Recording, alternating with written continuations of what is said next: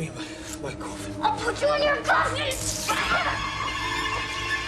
The 1994 cinematic adaptation of Interview with the Vampire, skillfully directed by Neil Jordan, not only met but elevated the expectations surrounding Anne Rice's beloved novel, successfully redefining the look and feel of the vampire genre for a new generation. The film brought the intensely tragic, sexually charged and terrifying world of Louis, Lestat and Claudia to life.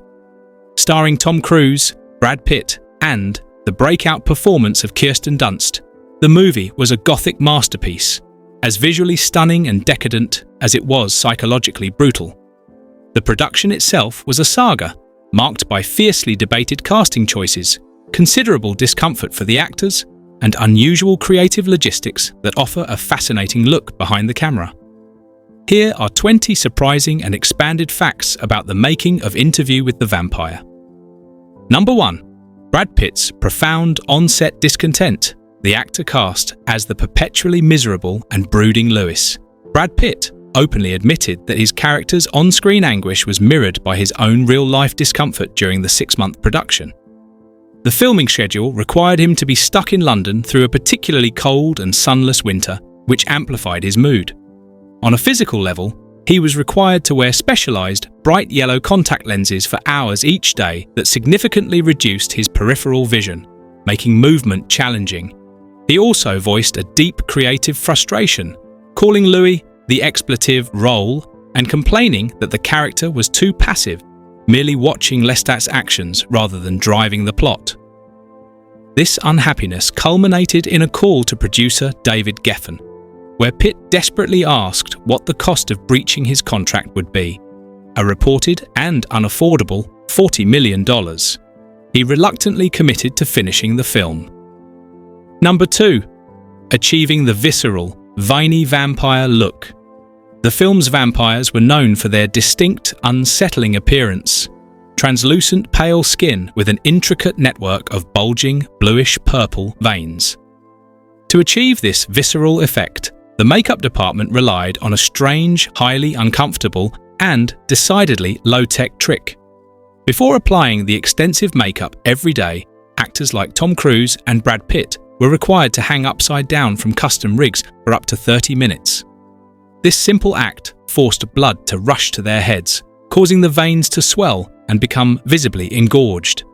The makeup artist then quickly traced over these now prominent veins, using them as a precise, organic map for the intricate, web-like pattern that contributed so much to the character's otherworldly and grotesque appearance. Number 3. Height discrepancies. Handled with classic movie magic, the height difference between the two leading men, Tom Cruise, approximately 5 feet 7 inches, and Brad Pitt, approximately 5 feet 11 inches, posed a visual challenge as the dominating vampire Lestat needed to appear physically imposing next to his protégé, Louis. The filmmakers utilized several classic Hollywood tricks. Cruise was fitted with specially designed boots that contained significant lifts inside, granting him several crucial extra inches of height. For scenes where the characters walked side by side, such as their stroll through the streets of New Orleans, the crew occasionally utilized a small trench or slope that only Brad Pitt walked on, subtly making him appear shorter than Cruise to maintain the powerful illusion of Lestat's authority. Number 4. Kirsten Dunst's awkward on-screen milestone, the role of Claudia, the ancient vampire trapped in a child's body, was an emotionally complex part for 11-year-old Kirsten Dunst. It also included a key personal and professional milestone, her very first screen kiss. The scene involved her co-star Brad Pitt. Dunst has since spoken about the experience in interviews, calling it strange and uncomfortable at the time. She quickly clarified that her reaction stemmed entirely from her young age, emphasizing that she viewed Pitt as a protective, almost paternal older brother figure on the set. Both actors approached the sensitive scene with complete professionalism, recognizing it as a necessary, if awkward, requirement of the dark narrative. Number 5. Anne Rice's public apology to Tom Cruise. In 1994, it is nearly impossible to separate Tom Cruise from the role of the flamboyant, aristocratic Lestat, but his casting initially triggered massive backlash. Not only were fans outraged, but the book's author, Anne Rice, was famously furious. She had favoured actors with a more European or Gothic look, publicly declaring that Cruise, with his all-American hero image, was a bizarre choice. She infamously said he was no more my vampire Lestat than Edward G. Robinson is Rhett Butler. Her highly public disapproval cast a pall over the early production. However, she had a complete change of heart after seeing the finished film. Stunned by Cruise's transformative performance, she personally called him to apologise, and even bought a costly 2-page advertisement in Variety magazine to praise the movie and his brilliant portrayal of her beloved character. Number 6. Julian Sands' strong fan campaign. Long before the controversial decision to cast Tom Cruise, legions of dedicated fans of the Vampire Chronicles had rallied behind British actor Julian Sands as their definitive choice for Lestat. Known for his roles in films like A Room with a View and the horror movie Warlock, Sands possessed the requisite aristocratic features, blonde hair, and intense demeanour that matched the book's description. The massive fan campaign for Sands was ultimately ignored in favour of a mainstream superstar. Producer David Geffen responded to the fan outcry with a notably blunt statement, asserting that the director cast the movie, not the fans. Number 7. The extensive and surprising list of potential Lestats. The revolving door of actors considered for Lestat over the many years of the film's development offers a fascinating glimpse into alternate cinematic histories. Besides fan favourite Julian Sands, an early draft was written specifically with John Travolta in mind. The long list of serious contenders included an incredibly diverse range of talent such as Jeremy Irons, John Malkovich, Peter Weller, Daniel Day-Lewis, the distinctively intense Christopher Walken, and even the respected veteran Anthony Hopkins. Anne Rice herself at one point suggested simply swapping the lead actors, believing Brad Pitt was better suited to Lestat's dramatic flair and Tom Cruise for Lewis's more subdued anguish. Number 8. The John Travolta-Lestat connection in early development. The film's nearly 2-decade journey through development hell included many temporary pairings of actors and roles. One of the most surprising early considerations for Lestat in the late 70s and 80s was John Travolta. At the time, Travolta was at the peak of his commercial appeal, thanks to hits like Saturday Night Fever and Grease. While Anne Rice later clarified that Travolta was never formally signed to the project, she confirmed that the studio had, in fact, commissioned a screenplay written specifically to suit his star image and talents as the lead vampire. Number 9. The near casting of Cher as a gender-swapped lead. The what-ifs of casting reached their zenith during the 1980s when producer David Geffen took the reins. He seriously contemplated a radical, almost unheard-of idea, casting his close friend, the singer and actress Cher, in the central role. This would have fundamentally altered the narrative by changing Lestat into a female vampire. Cher, a devoted fan of the source material, reportedly talked Geffen out of the decision herself, stating that she loved the character as written and did not want to see such a fundamental gender swap. Cher had previously tried to buy the film rights herself years earlier, proving her deep commitment to the novel. Number 10. River Phoenix's tragic loss and dedicated replacement. The crucial role of Daniel Malaloy, the contemporary journalist who records Lewis's story, was originally assigned to the esteemed young actor River Phoenix. However, just 4 weeks before he was scheduled to begin filming his scenes, Phoenix tragically died from a drug overdose. His sudden death devastated the production, requiring an emergency replacement. Christian Slater stepped in at the last minute. In a profound gesture of respect and grief, Slater donated his entire salary for the film, a significant sum of $250,000, to two of Phoenix's most cherished environmental and humanitarian charities. The film is also formally dedicated to the late actor in the end credits. Number 11. Christian Slater's emotional last-minute decision. Taking on the role of the interviewer, Daniel Malaloy, was a deeply emotional decision for Christian Slater, who was a close friend of River Phoenix. Slater described the experience of joining the set under such dire circumstances as strange and surreal, often feeling as though Phoenix's presence was still palpable on set. He later reflected in interviews that his presence was solely to complete the story and honour the memory of his friend. His decision to donate his substantial salary was an act of grace that cemented his dedication and respect for the late actor. Number 12. The creation of the dead blood. Weakness for the film. One of the most cinematic and shocking moments in the movie involves Claudia's ultimate treachery, where she uses the paralyzing effects of dead blood to incapacitate Lestat for the kill. This concept, that the blood of a corpse is toxic or fatal to a vampire, became an accepted piece of lore for many filmgoers. However, it is an invention of the screenplay. In Anne Rice's original novels, while drinking from the deceased is considered unwise, the danger is spiritual, not chemical. A vampire can be psychically pulled into death while clinging to a dying victim. Once the victim is fully dead, their blood is merely described as unpalatable, not poisonous. Rice herself expressed confusion over the change, questioning why dead blood would harm an undead creature. Number 13. Neil Jordan's attraction to the Catholic theme of guilt. Director Neil Jordan explained that his primary motivation for taking on the project was its powerful undercurrent of Catholic guilt. He viewed the narrative not just as a piece of horror, but as a wonderful parable about wallowing in guilt. For Jordan, Lewis was an archetypal soul in torment, constantly wrestling with the moral weight and sin of his immortal existence, a struggle the director found endlessly compelling.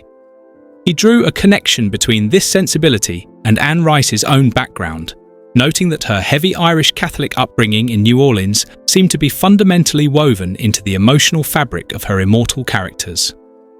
Number 14. Santiago's anti-gravity dance, a tribute to Fred Astaire.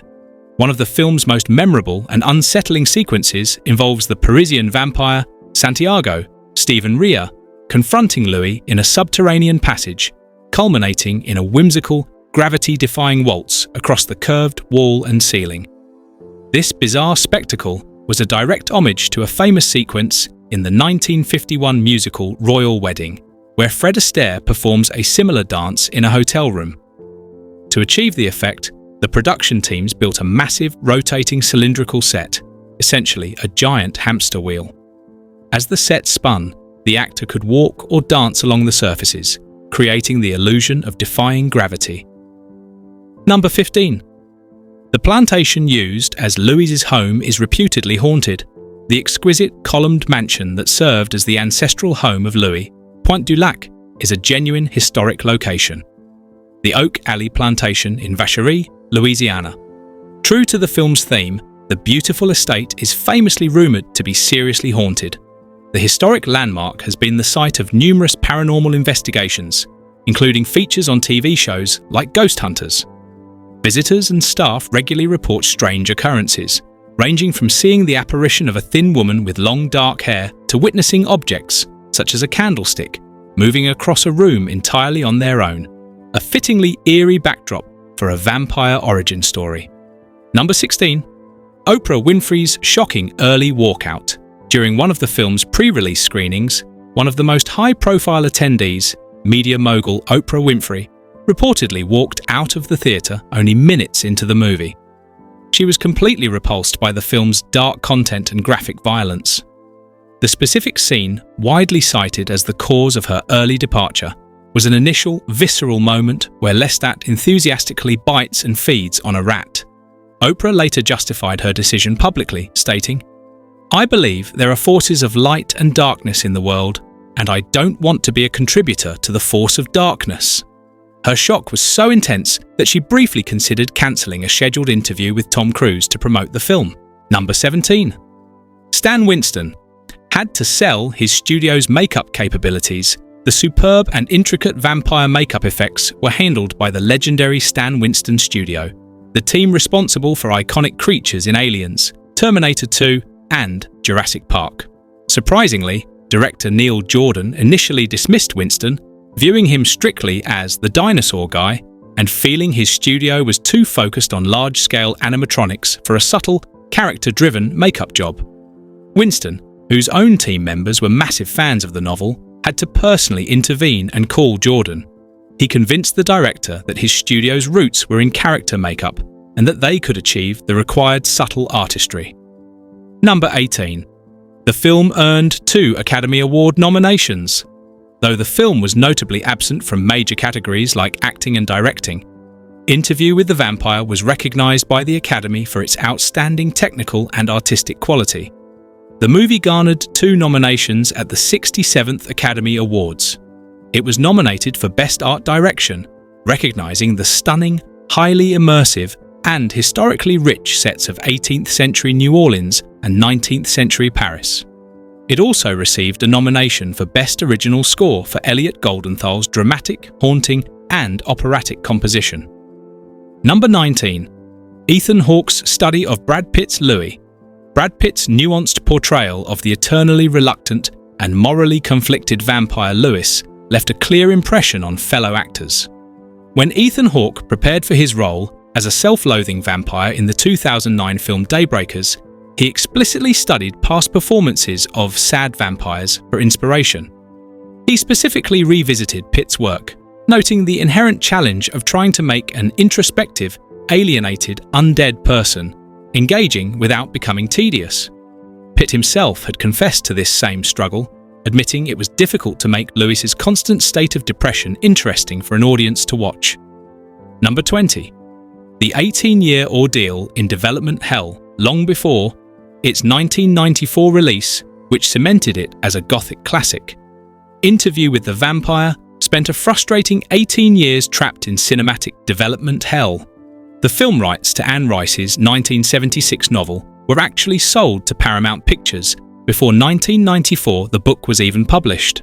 For decades, the project continuously bounced between studios, including a long stint at Lorimar Productions, with various incompatible scripts and actors briefly attached. The journey was so protracted that at times it seemed the movie would never materialize. It was only when Warner Brothers and producer David Geffen secured the rights and took decisive control in the early 1990s that the film finally gained the necessary momentum to become the masterpiece it is today. From the fiery casting controversies that ultimately led to Anne Rice's public apology, to the on-set misery of its leading men and the strange anti-gravity dance sequences, Interview with the Vampire stands as a true monument to Gothic filmmaking. Neil Jordan's masterpiece is a cinematic triumph forged through dedication, discomfort, and the power of one of the 90s most ambitious productions. It remains one of the most influential and greatest vampire films ever made, a testament to the timeless appeal of dark, existential drama. If you enjoyed this deep dive into the secrets of the Vampire Chronicles, hit that like button. It truly helps us bring you more fascinating movie facts. Subscribe for more awesome content. Tell us in the comments which specific fact about the production surprised you the most, and which classic movie should we explore next?